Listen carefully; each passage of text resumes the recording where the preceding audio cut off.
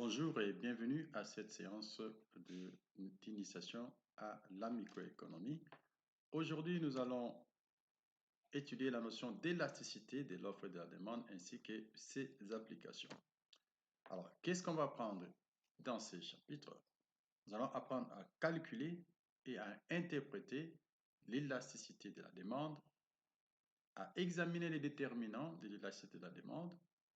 On va également apprendre à calculer et interpréter l'élasticité de l'offre et bien sûr faire quelques applications à travers des exemples qui seront donnés tout au long de la séance. Bien sûr, nous allons commencer par un petit rappel. Et ce rappel est basé sur l'allure de la fonction de la demande ainsi que l'allure de la fonction de l'offre. La fonction de la demande a une pente négative. Et cette pente négative reflète les comportements des consommateurs sur les marchés compétitifs. Cela veut dire tout simplement qu'il y a cette pente négative signifie qu'il y a une relation inverse entre la quantité demandée et les prix. En d'autres termes, les quantités demandées et les prix des biens varient en sens opposé. Alors, la fonction de l'offre, quant à elle, a une pente positive qui aussi reflète les comportements des vendeurs ou des producteurs sur les mêmes marchés compétitifs. Et cette pente positive signifie tout simplement que les quantités offertes évoluent dans la même direction que les prix. S'il y a augmentation des prix, les vendeurs vont augmenter la quantité offerte, alors que s'il y a diminution des prix des biens, les vendeurs vont diminuer les quantités offertes. Nous avons également vu dans les chapitres passés que les prix d'un bien sur un marché compétitif s'ajustent pour égaliser, ou en d'autres termes pour équilibrer les quantités demandées et les quantités offertes des différents biens, pour ainsi établir l'équilibre. Alors, la question importante qui convient de se poser est de savoir comment les vendeurs et les acheteurs réagissent au changement des prix et au changement d'autres facteurs qui déterminent la demande et l'offre des biens sur les marchés compétitifs. En d'autres termes, on s'est posé la question de savoir comment est-ce que les vendeurs et les acheteurs réagissent aux changements qui interviennent dans leur environnement de décision ou dans leur environnement économique, qui est bien sûr déterminé et décrit par les prix, les revenus, les attentes et ainsi de suite. Alors, pour répondre à cette question, nous allons utiliser la notion d'élasticité que nous allons nous empresser à définir immédiatement. Alors, qu'est-ce qu'on entend par élasticité? L'élasticité, c'est en fait une mesure de la manière dont les quantités demandées ou les quantités offertes répondent aux changements dans les conditions du marché. Lorsqu'on parle des conditions du marché, vous entendez bien qu'il s'agit des prix, il s'agit des revenus, il s'agit aussi d'autres facteurs comme la technologie ou les attentes des vendeurs et des consommateurs. Et nous pouvons aussi considérer l'élasticité comme la mesure de la sensibilité, parce que là, nous parlons du comportement des vendeurs et des acheteurs.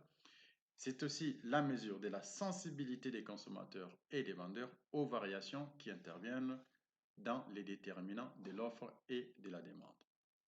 C'est une mesure de la réponse, et cette réponse est en termes relatifs des quantités demandées et des quantités offertes aux changements qui affectent les mouvements, le long de la courbe de demande ou le long de la courbe de l'offre, mais également les déplacements de la courbe de la demande et de la courbe de l'offre.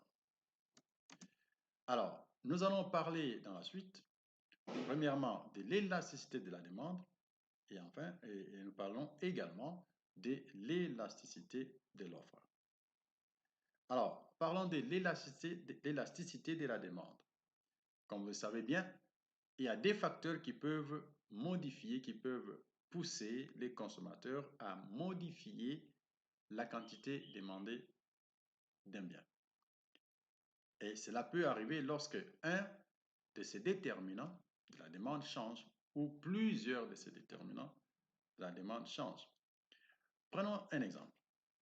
Considérons le pain. C'est un bien que vous aimez certainement et que la plupart des personnes consomment. Alors, la quantité demandée ou les consommateurs peuvent augmenter leur consommation du pain dans des circonstances suivantes. D'abord, si les prix du pain diminuent ou si le revenu des consommateurs augmente, ou bien si les prix des biens substituables au pain sont plus élevés ou augmentent. Bon, supposons qu'il y a des raisons de croire que la chikwang est un bien substituable au pain. Donc, si les prix de la chikwang augmentent, alors les gens vont substituer le pain, donc ils vont augmenter la quantité consommée du pain. Il y a également les prix des biens complémentaires. Alors, si les prix des biens complémentaires sont plus faibles, alors cela peut entraîner une augmentation de la quantité du pain. Vous savez bien que la meilleure chose d'identifier les biens complémentaires, c'est de voir les biens que l'on peut consommer ensemble. Et parmi ces biens, les biens complémentaires au pain, on peut citer le beurre, on peut citer la margarine, on peut citer le sucre, on peut citer le thé, le café et d'autres biens qu'on peut imaginer. Alors, si les prix de ces biens-là sont faibles, alors les consommateurs peuvent trouver une possibilité d'augmenter plutôt la consommation du pain. Et ici, c'est dans les cas où ces prix-là, les revenus du consommateur restent constants. Il y a également les anticipations sur les différents déterminants de la demande du pain, parce que nous parlons du pain, qui peuvent être en faveur de l'augmentation de la consommation du bien dans le présent. Alors, il faut indiquer que les consommateurs réagissent aux changements qui interviennent dans chaque déterminant de la demande d'un bien considéré. Ainsi, on va ainsi parler de l'élasticité prix de la demande. On peut également dire l'élasticité de la demande par rapport au prix. Alors, c'est une mesure, en fait, on a déjà défini l'élasticité, mais il faut aussi dire que l'élasticité prix de la demande mesure comment la quantité demandée d'un bien répond au changement des prix. Donc, comment est sensible la quantité demandée des biens lorsque son prix augmente. Ici, on ne considère que les prix de ces biens-là, hein, les prix du pain, par exemple. Alors, cette définition de l'élasticité nous permet de juger, d'examiner la sensibilité des consommateurs lorsque les prix d'un bien augmentent. Ainsi, dans ce cas-là, on va classifier les consommateurs en deux grandes catégories ou classifier la demande des consommateurs en deux grandes catégories. Il y a la demande élastique et la demande inélastique. Et on dira que la demande d'un bien est élastique lorsque la quantité demandée augmente ou diminue de manière substantielle lorsqu'il y a augmentation du prix. Et on parlera d'une demande inélastique lorsque la quantité demandée ne répond que de façon moins substantielle, c'est-à-dire ne répond que légèrement au changement des prix. Mais quand on va les voir dans la suite, on va ajouter, on va trouver des sous-catégories de ces deux grandes classifications. Alors, qu'est-ce qui détermine l'élasticité prix de la demande? Alors, comme vous savez, parce que la demande de chaque bien dépend de plusieurs facteurs, entre autres les préférences. Alors, l'élasticité d'un bien dépend de plusieurs forces, aussi bien économiques, sociales et psychologiques. hein, qui, en fin de compte, façonne les comportements de l'individu ou les comportements du consommateur. Donc, les comportements du consommateur ou les choix du consommateur sont façonnés premièrement par ses préférences, mais aussi par les conditions économiques et en plus par les conditions sociales. Donc, nous allons ainsi essayer de voir quels sont les déterminants de l'élasticité des prix de la demande. Mais vous comprenez déjà que lorsqu'on parle des facteurs psychologiques, les facteurs sociaux, les facteurs économiques, voire même la préférence, donc il y a beaucoup de facteurs ou de forces qui interviennent, qui influencent la demande ou l'élasticité de la demande. Et par conséquent, en donner une liste exhaustive n'est pas possible. Ainsi, nous allons tenter de formaliser certaines règles de comportement qui déterminent en fait l'élasticité de la demande par rapport au prix, selon nos observations, selon l'expérience que nous avons de l'environnement économique. Ainsi, on va distinguer ici trois ou quatre catégories, en commençant par distinguer entre les biens de nécessité et les biens de luxe. Alors, comment se comporte la demande en termes d'élasticité lorsqu'il s'agit des biens de nécessité et des biens de luxe? Alors, on dira ainsi que la demande des biens de nécessité a tendance à être inélastique, alors que la demande des biens de luxe a tendance plutôt à être élastique. Par exemple, considérez les maïs et la montre. Il est plus clair que les maïs, c'est un bien de nécessité, alors que la montre peut être dans une certaine mesure, je dis bien dans une certaine mesure, être considérée comme un bien de luxe. Alors, si les prix du maïs augmentent, il est tout à fait raisonnable de penser que la quantité demandée de maïs va augmenter d'une façon moins proportionnelle. Donc, serait une demande inélastique. Le changement ne sera pas très substantiel. Mais au contraire, si les prix de la montre augmentent, la quantité demandée de la montre va diminuer de manière substantielle et donc plus élastique. Mais cependant, il faut noter que la nécessité, les caractères de nécessité et les caractères de luxe d'un bien ne dépendent pas nécessairement des caractères intrinsèques de ces biens. Bien au contraire, cela dépend de préférences des consommateurs. C'est pourquoi vous m'avez entendu dire que considérons que dans une certaine mesure, la montre est un bien de luxe. Deuxième possibilité, c'est de voir, pour voir les déterminants de l'élasticité, c'est la disponibilité des substituts proches. Vous savez, un substitut, un bien substituable, c'est un bien qu'on peut consommer à la place de l'autre. Okay?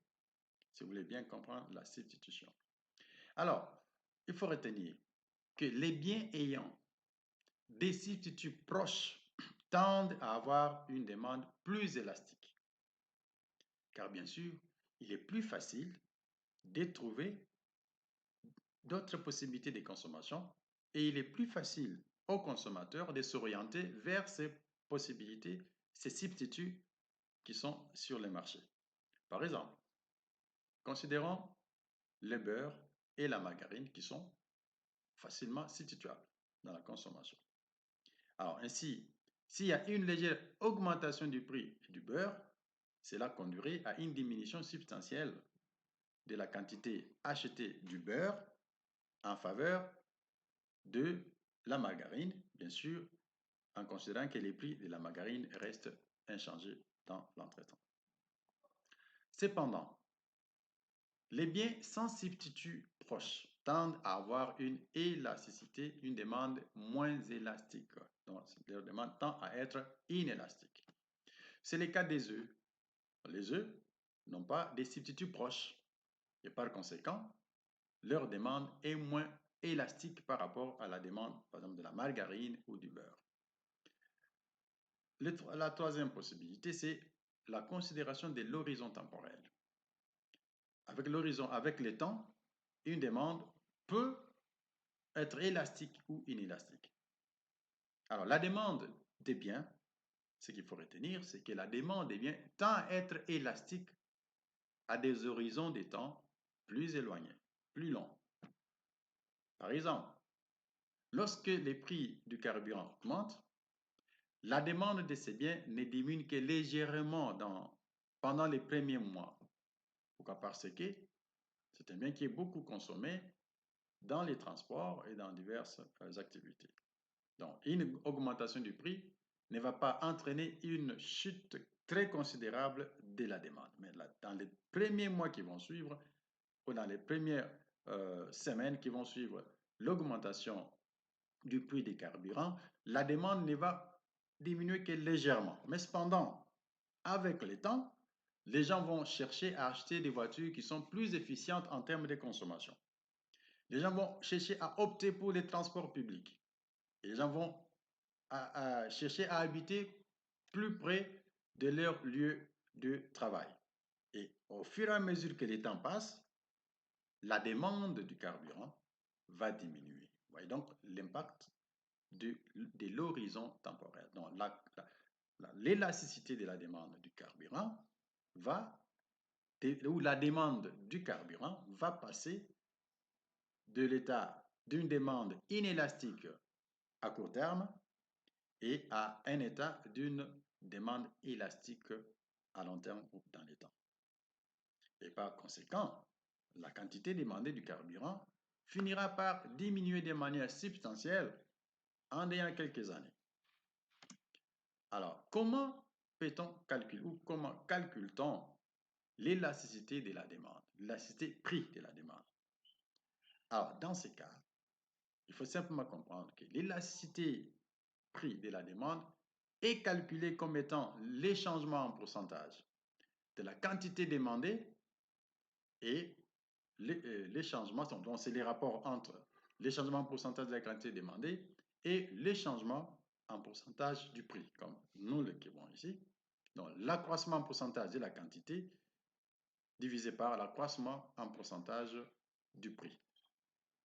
Par exemple, si les prix du pain passent de 300 francs congolais à 375 francs congolais, donc une diminution, plutôt une augmentation des prix de 25%, et que cela soit suivi par une diminution de la quantité, passant de 12 millions de pains par jour, dans une grande ville comme Kinshasa, à 6 millions de pains par jour.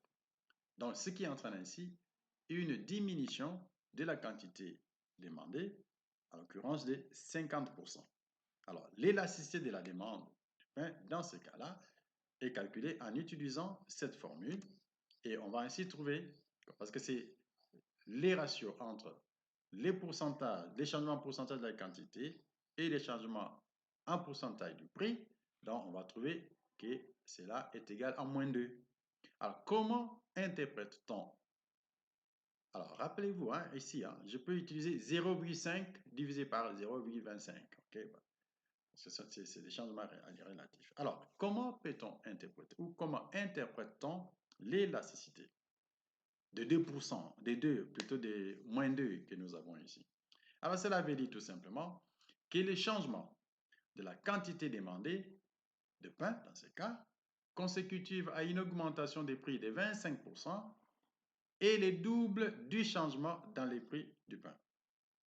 Donc, en d'autres termes, la variation les changements dans les prix entraînent une diminution au double de la variation des prix. Alors, il faut remarquer ici que la valeur de l'élasticité est négative. Et pourquoi? C'est tout simplement parce que la quantité demandée et les prix du bien évoluent en sens opposé. Pour la plupart des biens, bien sûr. Il y a quelques exceptions, des cas où les deux évoluent dans le même sens. Donc, la réponse donc vient de la loi de l'offre et de la demande. Donc, nous devons avoir une élasticité négative lorsque les prix d'un bien augmentent.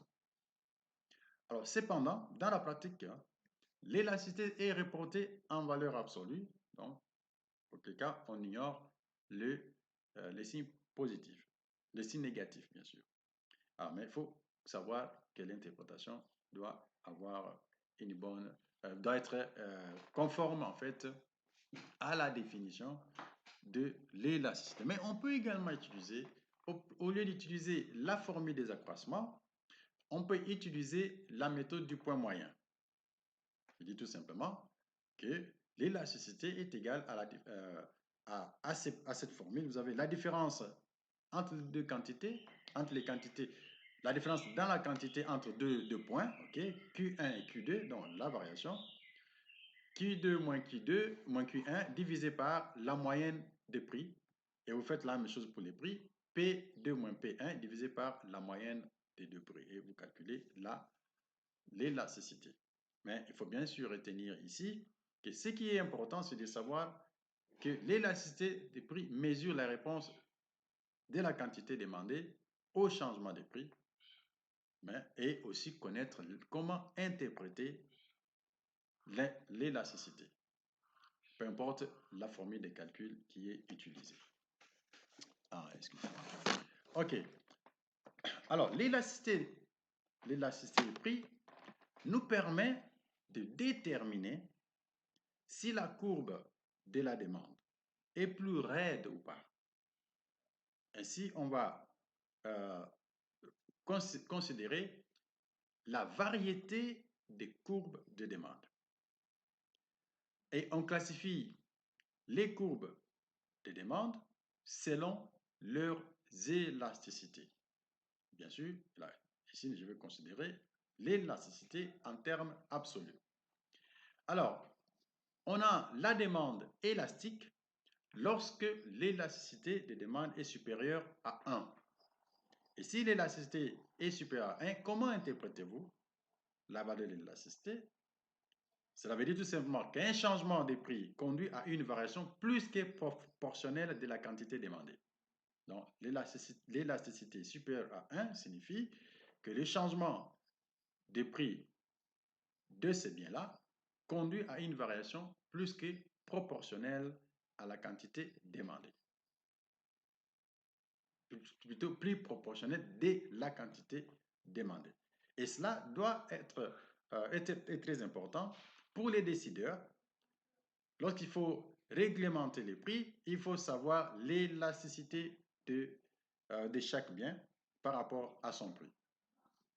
Deuxième catégorie, on parle de la demande inélastique lorsque l'élasticité est inférieure à 1, donc comprise entre 0 et 1 bien sûr.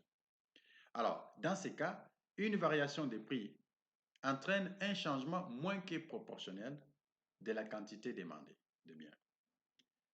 Et les cas intermédiaires, c'est le cas de l'élasticité unitaire ou une demande qui est unitaire élastique. C'est lorsque la variation des prix entraîne une variation proportionnelle de la quantité demandée. Bien sûr, c'est-à-dire si il y a augmentation des prix de 10%, la quantité demandée va diminuer de 10%. Voilà, lorsqu'il parle d'une variation proportionnelle, il faut toujours garder en tête la loi de la demande. Et puis nous avons une autre catégorie, c'est la catégorie de la demande parfaitement inélastique. Et c'est le cas lorsque la quantité demandée reste inchangée, peu importe la variation des prix. Et dans ces cas, l'élasticité est nulle. La valeur de l'élasticité est nulle.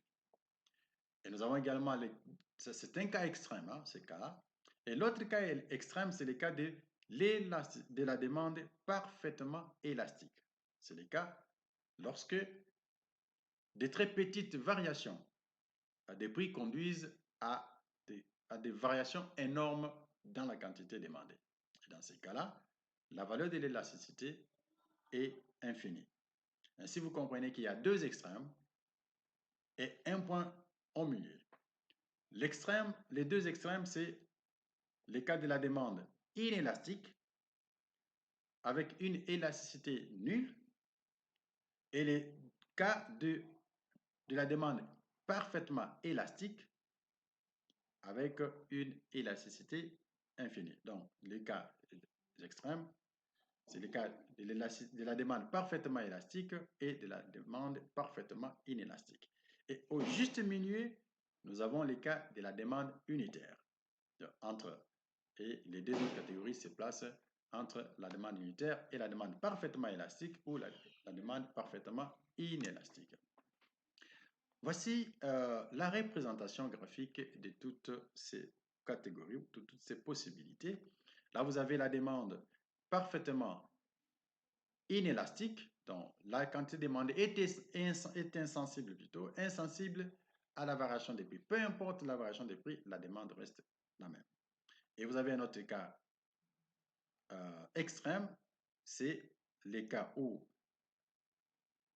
peu importe, les prix restent constants, bien sûr, peu importe les quantités demandées par les consommateurs, les prix restent constants. Donc, c'est les cas où l'élasticité est nulle. Et puis, les trois autres cas sont les cas intermédiaires entre les deux. Parlons maintenant de l'élasticité de la demande par rapport au revenu. Alors ici, l'élasticité mesure comment la quantité demandée d'un bien répond aux changements qui interviennent dans les revenus du consommateur. Et on calcule cette élasticité de la même façon que l'élasticité de la demande, bien sûr, en remplaçant en remplaçant prix par revenu. Donc, c'est les rapports entre les changements en pourcentage de la quantité et les changements en pourcentage du revenu. Et la valeur de l'élasticité de la demande permet également de faire une classification des biens. Okay? Alors, si, en fait, d'abord, nous avons deux catégories de biens, deux grandes catégories de biens. C'est la catégorie, premièrement, des biens appelés normaux. Ce sont des biens dont l'élasticité de la demande par rapport au revenu est positive. Et nous avons aussi les biens dits inférieurs, qui sont les biens dont l'élasticité du revenu est négative. Maintenant, considérons la première catégorie. Dans cette catégorie, nous avons les cas suivants. Lorsque la demande, l'élasticité de la demande par rapport au revenu est égale à 1, cela signifie que la quantité demandée d'un bien augmente dans la même proportion que le changement dans les revenus. C'est-à-dire, si les revenus du consommateur augmentent de 5%, la quantité demandée du bien va aussi augmenter de 5%. Mais si l'élasticité de la demande par rapport au revenu est supérieure à 1, alors nous sommes dans ces cas des élasticités supérieures à 0. Dans ces cas-là, on dira que la quantité demandée du bien augmente plus que proportionnellement par rapport au revenu. Bien sûr, lorsque l'élasticité de la demande par rapport au revenu est inférieure à 1, donc supérieur à 0, mais inférieur à 1, dans ces cas-là, nous dirons que la quantité demandée de biens augmente moins que proportionnellement par rapport aux variations du revenu du consommateur. Ainsi, il faut savoir ici que lorsque nous parlons on peut parler des biens de nécessité. Parmi les biens normaux, on peut parler des biens de nécessité. Ces biens-là, ce sont des biens qui tendent à avoir une élasticité des revenus faible. Alors que les biens de luxe, ce sont des biens qui tendent à avoir une élasticité des revenus plus élevée. Alors, il y a une autre catégorie de l'élasticité, c'est l'élasticité prix croisé. Ici, c'est l'élasticité ou la mesure de la sensibilité de la quantité demandée d'un bien par rapport à la quantité, plutôt par rapport au prix d'un autre bien. Et ici, on va en fait voir dans quelle proportion, en termes relatifs, la quantité d'un bien donné, par exemple le pain, augmente ou diminue lorsque un autre bien, tel que le beurre, les prix d'un autre bien tel que le beurre, la margarine, la chikwang et d'autres biens, le maïs, ces prix-là varient. Alors, on calcule de la manière suivante, c'est les changements en pourcentage de la quantité du bien 1 divisé par les changements en pourcentage du prix du bien 2. Enfin, si vous prenez les changements en pourcentage du prix de la quantité du bien 1 divisé par les changements en pourcentage du prix du bien 1, là, vous retombez dans le premier cas, celui de l'élasticité prix. Donc, élasticité de la demande par rapport au prix, donc l'élasticité prix propre, si on peut appeler comme ça, l'élasticité prix propre, on price elasticity. Alors ici, nous avons l'élasticité croisée. Donc, on croise les biens. OK. Comment va-t-on catégoriser les biens avec cette mesure de l'élasticité croisée? Alors, si l'élasticité croisée est positive, alors on dira que les biens sont substituables. Mais si l'élasticité croisée est négative, on dira que les deux biens sont complémentaires. Mais si l'élasticité croisée est nulle, dans ces cas-là, on dira que les deux biens sont indépendants. C'est-à-dire les prix du bien 2 n'affectent pas, ou la quantité demandée du bien 2, ou les variations de la quantité demandée du bien 1 ne sont pas affectées par le prix du bien 2. Voilà, maintenant parlons de l'élasticité de l'offre. Là, nous sommes du côté des vendeurs. Ici, c'est la mesure de la manière dont la quantité offerte d'un bien répond à un changement de prix de ces biens-là, ou alors d'autres facteurs, bien sûr. Alors, on calcule cela comme les rapports entre la variation en pourcentage de la quantité offerte du bien et la variation en pourcentage du prix de ces biens-là. Et comme vous le savez, on a étudié au chapitre précédent les déterminants de l'offre. Les déterminants de l'offre sont aussi les déterminants de l'élasticité de l'offre. Il s'agit notamment du prix des biens, du bien sous considération. Il s'agit des prix des inputs et il s'agit aussi de la technologie de production du bien. Donc, la formule de calcul, bien sûr, pour calculer l'élasticité des différentes catégories est la même, mais tout simplement, il faut changer, par exemple, les prix des inputs à la place du prix du bien lui-même. Alors, comme dans le cas de la demande, l'élasticité de l'offre par rapport au prix nous permet de catégoriser les courbes d'offres en 4 catégories. Bon, 5, même 5 si on faut parler aussi des cas intermédiaires. Alors, on distingue l'offre élastique, l'offre inélastique, il y a aussi l'offre unitaire, et puis l'offre parfaitement inélastique et l'offre parfaitement élastique. L'interprétation est similaire au cas de la demande. Donc, nous avons une offre élastique lorsque la quantité demandée répond de façon substantielle aux variations du prix. Et l'offre inélastique lorsque la quantité offerte ne réagit que de façon légère aux variations des prix. Et nous avons les cas de l'offre parfaitement inélastique, lorsque nous avons une offre, une courbe d'offre verticale, et l'offre parfaitement élastique dans le cas d'une offre, d'une courbe d'offre qui est horizontale. Voilà les 5 cas qui sont énumérés. Donc, l'offre, les cas extrêmes sont là. Ici, peu importe les prix du bien, la quantité offerte reste la même. Okay? Et ici, la quantité offerte à différents prix, les producteurs offrent n'importe quelle quantité qu'ils peuvent offrir à un prix déterminé. Ça, c'est le cas de l'offre parfaitement élastique. Et puis, nous avons les cas de l'offre unitaire, élastique unitaire, et les deux cas intermédiaires. Voilà. Ces notions d'élasticité, élasticité de l'offre et élasticité de la demande peuvent être utilisées dans les analyses économiques. Voici 2 cas ici. Le premier, c'est les points suivants.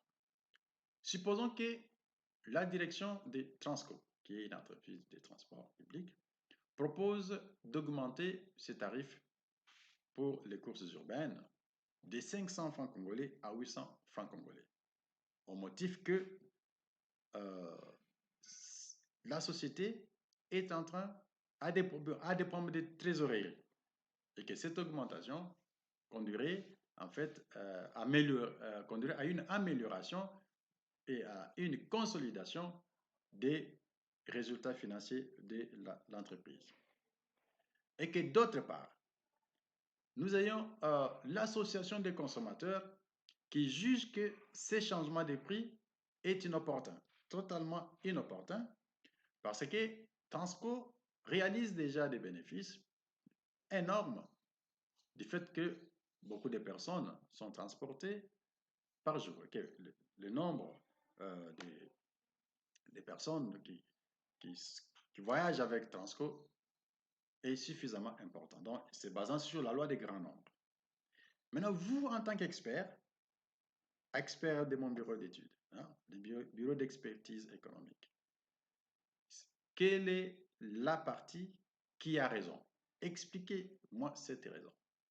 Si vous pouvez m'envoyer votre réponse dans, par email ou dans les commentaires, ah, ça sera quelque chose de très bien.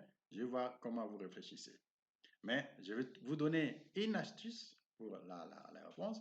C'est que vous devez vous baser sur les concepts d'élasticité de la demande pour bien formuler votre réponse. Je serai vraiment assez euh, ravi de vous lire et de lire dans les commentaires est-ce que c'est la société Transco qui a raison ou est-ce euh, l'association des consommateurs? Et en fin de compte, quelle est la situation la plus probable? Est-ce que ça sera l'augmentation du prix ou est-ce que ça sera le maintien du prix à 500 francs congolais la course? Donc, donnez-moi vos commentaires, vos réponses dans les commentaires avec vos justifications.